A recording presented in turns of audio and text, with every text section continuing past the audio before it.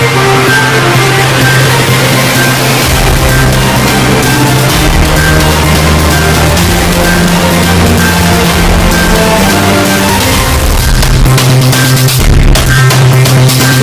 मी Deepti Gharde. Mission Maharashtra news मध्ये आपले स्वागत आहे. अखिल भारतीय अंधश्रद्धा निर्मूलन समितीतर्फे महाराष्ट्रात बुवाबाजी विरोधी अभियान राबविण्यात येत असून या अभियानाअंतर्गत समितीचे संस्थापक संघटक प्राध्यापक श्याम मानव यांचे जाहीर व्याख्यान, बुवा तेथे बाया खरात सारख्या बाबाला स्त्रिया का फसतात, या विषयावर आज शुक्रवार 24 एप्रिल रोजी सायंकाळी 6:30 वाजता सीताबर्डी येथील रामगोपाल माहेश्वरी सभागृह विदर्भ हिंदी साहित्य संमेलन येथे आयोजित करण्यात आले असल्याची माहिती समितीचे संस्थापक संघटक प्राध्यापक श्याम मानव यांनी आज पत्रकार परिषदेत दिली. ही लोकांचं प्रबोधन करणारी सभा असणार आहे. याचा विषय आहे बुवाबाजी बळी स्त्रियांचा.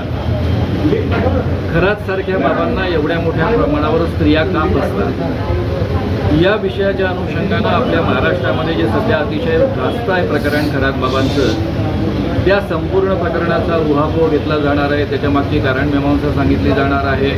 एवढ्या मोठ्या संख्येने हे का बळी पडतात हेही सांगितलं जाणार आहे. अनेक बाबांची उदाहरणं घेऊन त्यासोबतच सध्या धीरेंद्र कृष्ण महाराज बागेश्वर धामवाले बाबा नागपूरमध्ये येत आहेत, आले आहेत.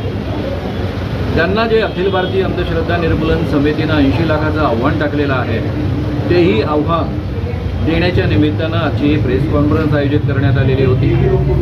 या बाबाला आव्हान आहे की त्याच्या पुढ्यामध्ये 10 व्यक्ती सादर केल्या जातील. त्याचा दावा आहे त्या पद्धतीनं त्याने त्या व्यक्तींमध्ये त्यांची नावं काय आहे, त्यांच्या वडिलांचं नाव काय आहे, त्यांचं आडनाव काय आहे, त्यांचं वय काय आहे आणि त्यांचा मोबाईल नंबर काय आहे हे सांगायचं. दोनदा ही प्रक्रिया नागपूरच्या पत्रकारांसमोर सादर केली जाईल. दोन्ही वेळेस जर त्यांना 90% अधिक करेक्ट ते सांगू शकले तर त्यांना सरळ 80 लाख रुपयाचं पारितोषिक दिलं जाईल. दुसरं आव्हान यासोबत आहे, त्यांचा अतिंद्रिय शक्तीचा दावा आहे, दिव्य शक्तीचा दावा आहे. त्यांना कोणाच्याही घरामध्ये काय ठेवलेलं आहे तिथे बसल्या बसल्या कळतं असं त्यांचा दावा आहे.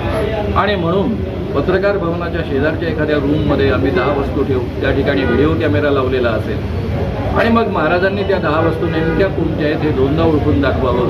तेही जर 90% करेक्ट ते सांगू शकले तर त्यांना 80 लाखाचं पारितोषिक मिळेल. जर महाराजांनी हे आव्हान पत्रकारांसमोर स्वीकारलं नाही तर हे बागेश्वर धामवाले बाबा गोंधू आहेत.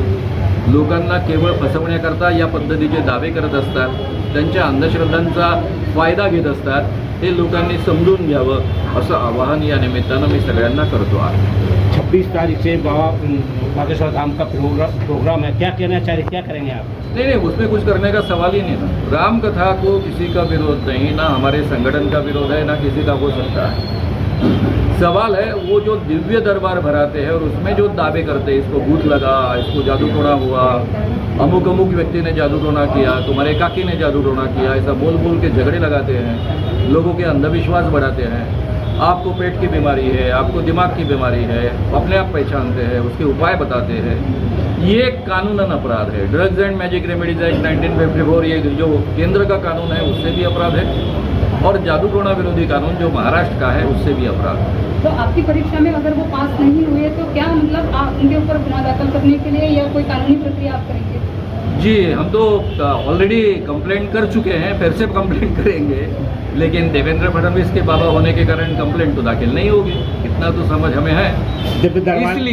इसलिए मैं धीरेंद्र कृष्ण महाराज पर ज़्यादा टीका नहीं करता. उनको बचाने वाले जो देवेंद्र फडणवीस महाराष्ट्र के मुख्यमंत्री है उन पर ज़्यादा मैं बरसता हूँ. उसी के कारण ये कारण है.